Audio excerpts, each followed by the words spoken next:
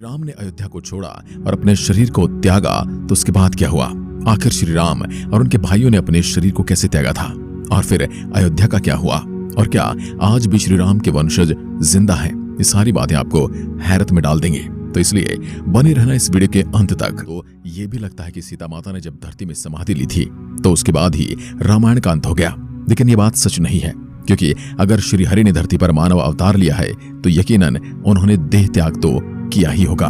पौराणिक कथाओं के अनुसार सीता जी के पृथ्वी में समा जाने के बाद विष्णु जी का 7वां अवतार यानी श्री राम का पृथ्वी पर काम पूरा हो गया था और श्री राम पहले ही हनुमान जी को पाताल भेज चुके थे एक अंगूठी ढूंढने के बहाने, क्योंकि भगवान श्री राम इस बात को अच्छी तरह से जानते थे कि अगर उनका परम भक्त हनुमान उनके पास रहेगा तो कभी भी भगवान राम को पृथ्वीलोक त्यागने के लिए मंजूरी नहीं देगा। हनुमान किसी भी कीमत पर ऐसा नहीं होने देंगे और यही वजह थी कि भगवान राम ने अपनी खोई हुई अंगूठी ढूंढने के लिए हनुमान जी को पाताल लोक भेज दिया।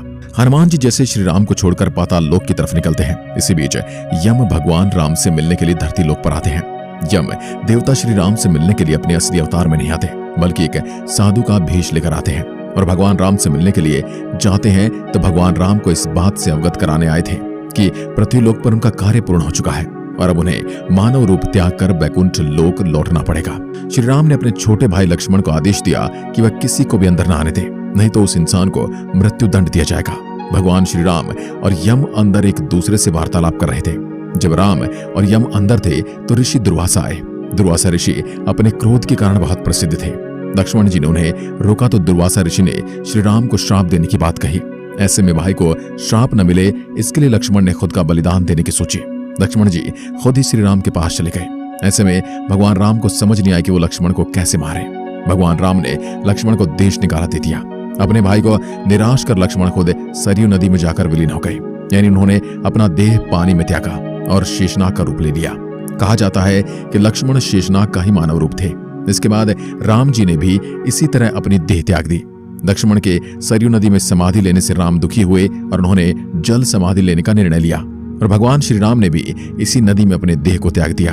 लेकिन उसके तुरंत बाद में एक दिव्य विमान आया। उस समय में भगवान का स्वरूप बदल गया और उनके शरीर में 2 की जगह 4 भुजाएं हो गई। अपने वास्तविक रूप भगवान विष्णु के रूप में आने के बाद भगवान उस विमान में बैठ गए। ये देखकर अयोध्या की प्रजा ने भगवान से कहा कि हे प्रभु, आप तो अपने परम धाम को जा रहे हैं, आपके बिना हमारी दशा क्या होगी? तब भगवान ने अपनी प्रजा से कहा, आप सभी मेरे प्रिय हो, इसलिए आप सभी मेरे साथ चले। और पूरी प्रजा के साथ भगवान श्री राम त्रेता युग के अंतिम चरण में अपने परम धाम को चले गए। इस तरह से पूरी अयोध्या सरयू नदी के जल में था। कालिदास के रघुवंश अनुसार राम ने अपने पुत्र लव को शारावती का और कुश को कुशावती का राज्य दिया था। शरावती को श्रवस्ती माने तो निश्चय ही लव का राज्य उत्तर भारत में था और कुश का राज्य दक्षिण कौशल में। कुश की राजधानी कुशावती आज के बिलासपुर जिले में थी। ऐतिहासिक तथ्यों के अनुसार लव ने लवपुरी नगर की स्थापना की, जो वर्तमान में पाकिस्तान का लाहौर शहर है। यहाँ आज भी एक किले में लव का मंदिर बना हुआ है। फिर लव के वंशज गुजरात चले गए और मेवाड़ के राजस्थान में आकर बस गए। यहाँ उन्होंने सिसोदिया वंश की स्थापना की। शायद आज यही कारण है कि मेवाड़ का राज प्रतीक सूर्य है, राजा हुए। दूसरी ओर कुश ने कुशावती नगर की स्थापना की, जो छत्तीसगढ़ राज्य के बिलासपुर जिले में है। कुश ने अपना राज्य पूरब की तरफ फैलाया। तत्पश्चात एक नागवंश कन्या के साथ विवाह किया। ऐसा माना जाता है कि थाईलैंड के राजा उसी नागवंश के वंशज हैं। शायद इन्हीं कुछ कारणों से आज भी थाईलैंड के राजा को राम की उपाधि देने की प्रथा यथावत है। कुश ने कुशवाहा यानी कछवाहा राजपूतों का वंश चला। इसके अलावा ऐसा कहा जाता है कि लव और कुश में तो कुश का ही वंश आगे बढ़ा, इसी कारण इतिहास में भी कुश के ही वंशजों का वर्णन ज्यादा है। आगे बढ़ते हैं। कुश के पुत्र हुए अतिथि, अतिथि के पुत्र हुए निषाद, निषाद के पुत्र हुए नल, नल के बाद हुए नब, और इस तरह वंशावली बढ़ते बढ़ते पहुंची महाभारत काल के राजा भरतबल तक, जिन्होंने महाभारत के युद्ध में भाग भी लिया था और ये कौरवों की ओर से लड़े थे। और यह माना जाता है कि इनका वध अभिमन्यु के हाथ से हुआ था। सूर्यवंश के अंतिम राजा के रूप में राजा सुमित को जाना जाता है, जिनको नंद वंश के संस्थापक पद्मनंद ने हराकर अयोध्या को अपने कब्जे में कर लिया था। अब श्री राम की बात की गई है तो उनकी भाइयों की भी बात कर लेते हैं। भरत के पुत्रों का नाम तक्ष और पुष्कर था। लक्ष्मण के पुत्रों का नाम चित्रांग और चंद्रकेतु था। शत्रुघ्न के पुत्रों का नाम सुबाहु और सूरसेन था।